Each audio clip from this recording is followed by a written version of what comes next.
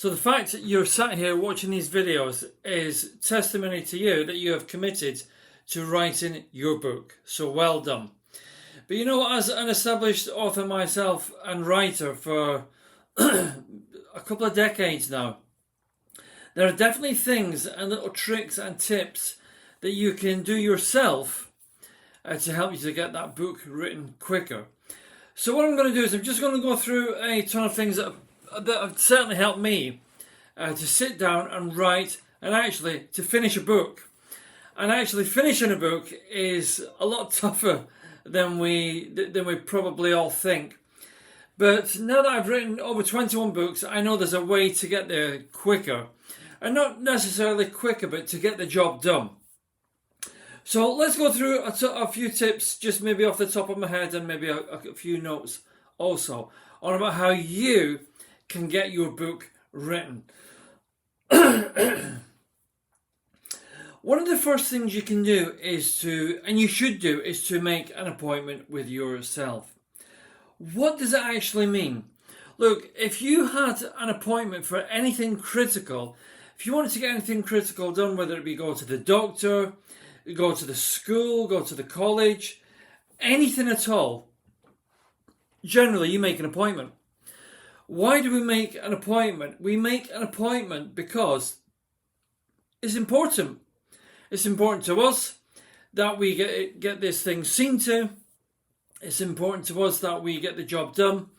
And it's important to us that we have time scheduled to make sure these things get done. So one thing I do is if I'm working on a book, I tend to use what I call time blocks. And these time blocks is when you get more done in a time block than you will get done in a whole day or 3 days, 5 days, or even a week.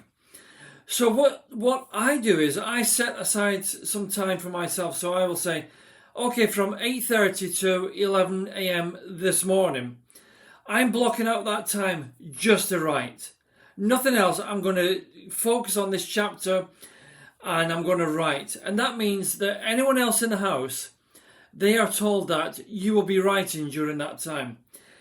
Any distractions have to be prevented. So you have to put a sign on your door. My door is here. You have to put a sign on the door saying, do not disturb. The kids need to know that they have to be quiet upstairs, downstairs, in the rooms next door, wherever it is. But you have to make an appointment. You have to take that appointment very serious. Can you imagine going to the dentist and having a crown replaced? And so the dentist will be picking up his phone. He'll be doing this, he'll be doing that. He'll be answering emails and so on. He doesn't do that because he makes an appointment with himself that within the next 2 or 3 hours, he is absolutely focused on doing the best job on your teeth. Writing's exactly the same. It has to be an appointment-based time block where there's nothing stops that appointment happening. There's nothing at all. So the appointment is critical if you want to write. So find out when a time is best for you. When would that time be? Is it when everybody goes to bed? Is it in the middle of the day? Is it first thing in the morning? Does it mean that you have to get up at 5 o'clock instead of 7 o'clock? Does it mean that as soon as you've had your dinner in the evening, from 7 till 9, you will sit and write with no distractions? When is your best time block? Or you could be like some writers who just have to grab the time. That does happen. And sometimes I have to do that also with having 2 young children.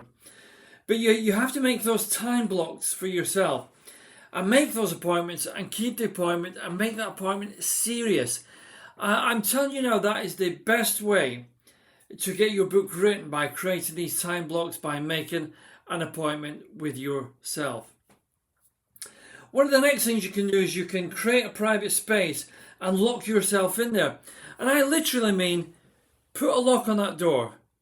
So even if the kids are knocking on the door, your husband or wife's knocking on the door, your partner's knocking on the door, whoever is knocking on that door, they cannot enter that room. And you can block them out wearing headphones or whatever you want to do. But you have to lock yourself away. Make sure they know, do not enter. Make sure they know. Make sure there's a lock on this door and there's a lock on the door before. so that whatever happens, they cannot enter into your space. That space is holy ground once you start writing, once you've got that time block, once you have that appointment made. Another thing I've learned is to keep your mind clean before you begin writing.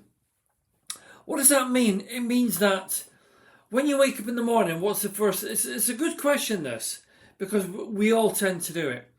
What's the first thing you do in the morning? The very first thing. Most people pick up their phone and scroll through the phone. But why do we do that? Can you imagine the volume of information that goes into our mind during that 5, 10, 15, 20 minutes? And that information doesn't disappear, it stays in the mind. The mind may put it in a folder here, a folder there, but it can come to the surface very, very easily if we haven't mastered how to keep our minds clean. So it's a good idea not to check stuff. If you have a time block this morning, don't check email, don't check Instagram, don't check Facebook, TikTok, social media, don't watch the news, don't do all that stuff that takes energy from your mind. Your output is usually fixed to certain volumes of time. So your maximum output may be 2 hours for writing. But during that 2 hours, when you're ready to write, the output from the brain can be explosive. But only if the mind is clean. If the mind is already clogged up and slowed down with information, it means you will not get the output.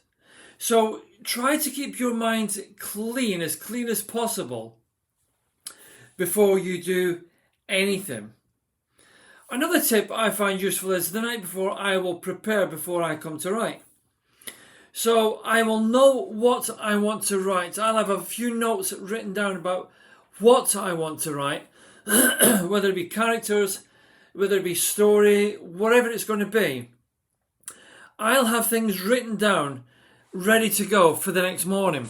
So I'll know the next morning that I am going to be writing XYZ about XYZ, and I'll have these notes ready to go. Now, another little tip here is how the format you do your notes. I like to do my notes in just plain notebooks. Maybe there's an example in here, so you'll see how my notes are the way they are. I always start my notes with something, a block in the middle. This was for a book I've been writing called, I forgot what it's called off the top of it. This is a book I've been writing anyway, but I start with a block. Then with that block, I start to write notes all around. So there's all different notes here on every single page. You'll see there's a block. There's a square. And once I've done those squares, see there's a completely different book. Once I've done those squares, it's embedded in my mind and I'm prepared for the next day. And when I'm prepared for the next day, I will open this page and think, what was I working on? Okay, I was working on, why am I here? This is one of these blocks. Why am I here? What is the purpose of life? So I look at the block and I have a quick look at the notes and then I begin to write. So that's called preparing yourself to write the day before. So make sure you're prepared. Make sure you know in your head what you're going to write. Don't sit here and go, completely blank, because you probably won't do anything. Make sure your desk is ready for writing. Make sure your computer is ready for writing. Make sure you have the lights, your drinks, everything you need, your little snacks if you need a snack, your tea, your coffee, whatever it is you need to write. Make sure you are prepared so that when you come in on your appointment, you have your time block set, you come into this room, you are ready to write, you are prepared. Another good little tip to help you to write your book is to put your computer offline. So at the top of the computer, you have your little Wi-Fi symbol just there.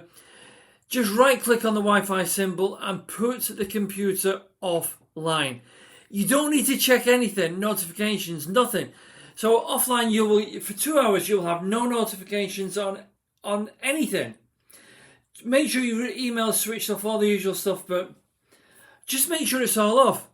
And if you like to have your phone with you like most people do, put your phone onto silent, switch off vibrate, and even better, until 11 a.m. in the morning, leave it upstairs on the kitchen table, and do not even be tempted to go upstairs and pick up that phone and see what's going on. So make sure everything is offline. Make sure you are offline. And look, if you like to, if that's too difficult, because for some people it will be, you can download software. On my Mac, I use a software called Self-Control.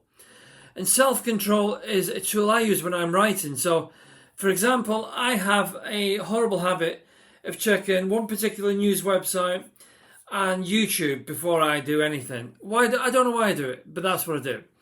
So on Self-Control, I block them for 8 hours.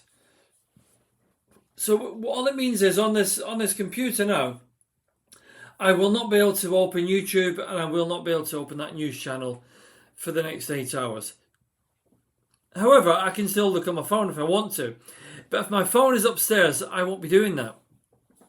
But you can also get an app that will do a cross-channel on everything, which means you download it onto your phone, and on your phone you can block your computer, you can block your iPad, you can block your phone also. That's some research for yourself, but you can use stuff, but I personally use Self-Control.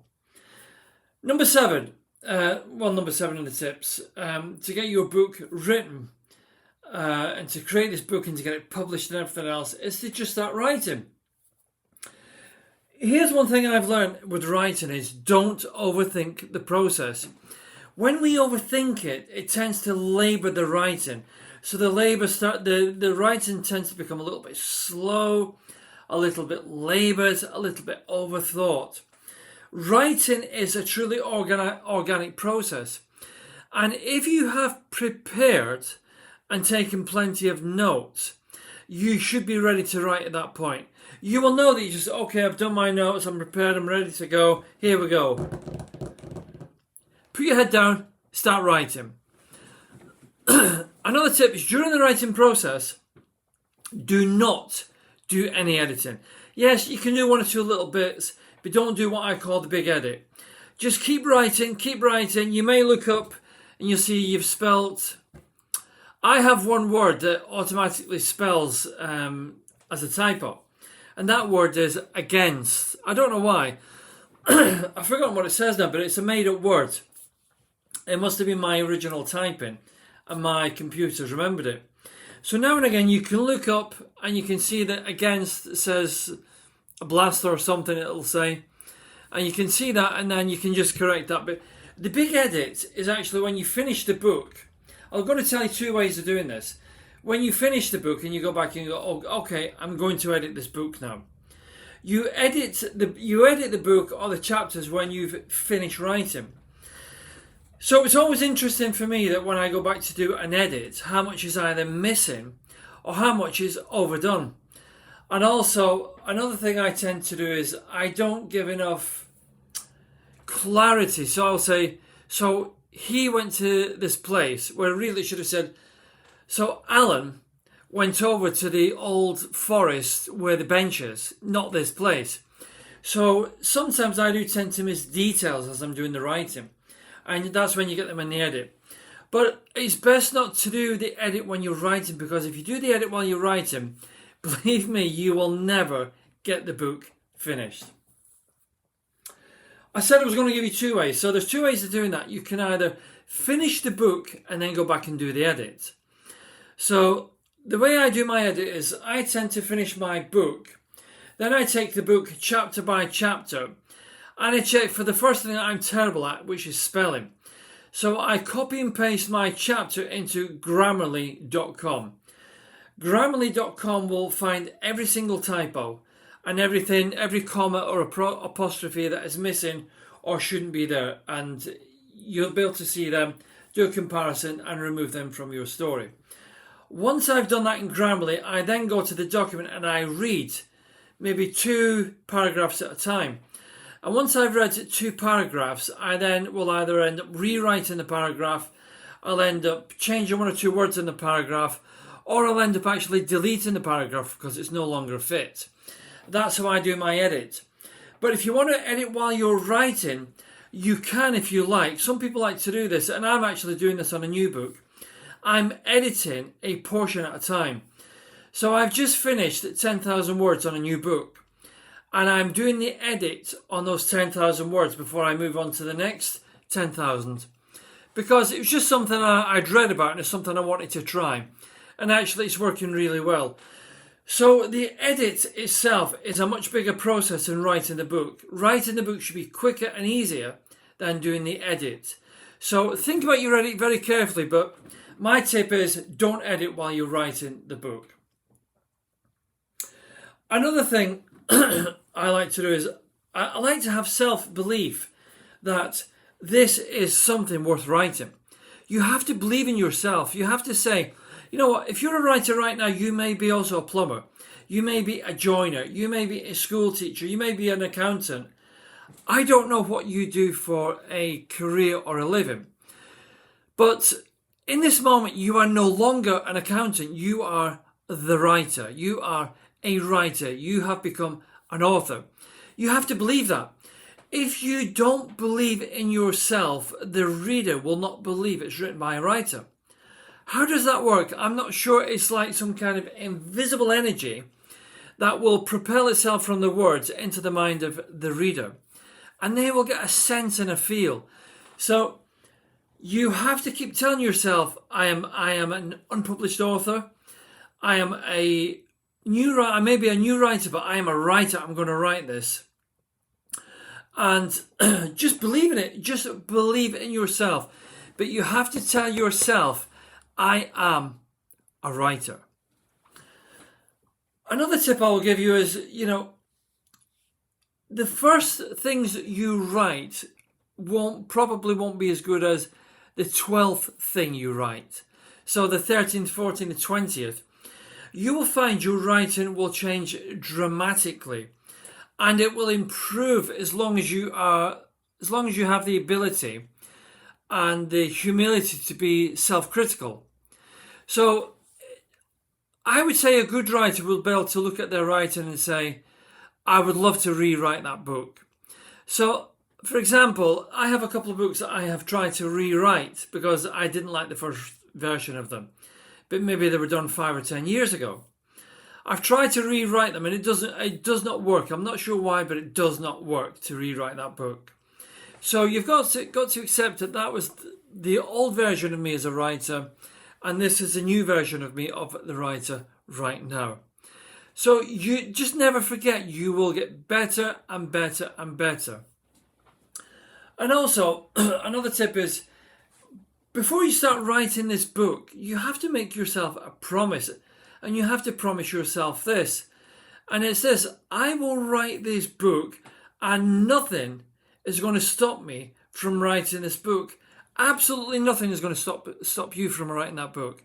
You have to say at the beginning, I'm going to write this book about my life, about this idea I have on the city, about New York, about one of my books here, just over here, Escape from Humanity, which was a realization book, or this recent book I've written here, Paranoid in the Age of Stupid.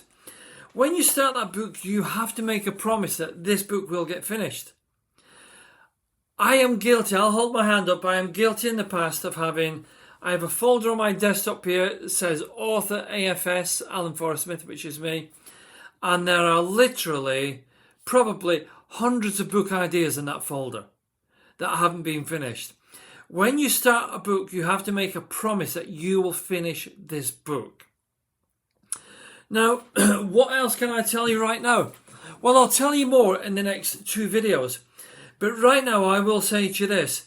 Most people can be an author. You can become an author. There's nothing stopping you from writing your book. But you have to take it seriously enough to create a project for yourself. And this project is all about you writing your book and becoming an author. And getting that book finished, getting the book edited, cutting out the distractions. And if you do that, they will be the biggest steps you can make forward. I'm not going to say it's going to be easier, because writing a book is never easy, but this is where the preparation comes in. Just get yourself prepared, properly, the ideas, the characters, the storyline, and so on. And then you are on a good foundational start to writing your book. Now guys, don't forget, if you want more information like this and more videos like this, sign up on our social media, especially our YouTube, where we'll be publishing videos like this on a regular basis. If you want to know how to become an author, I'll be showing you how to become an author, how to get published, and how to keep on writing, doing something you enjoy. And just know that Write a Book Project is about you, and it's about us sharing ideas with you on how you can become an author. Please feel free to leave a comment and like the video at the same time. This is Alan Forrest Smith, of course, at writeabookproject.com.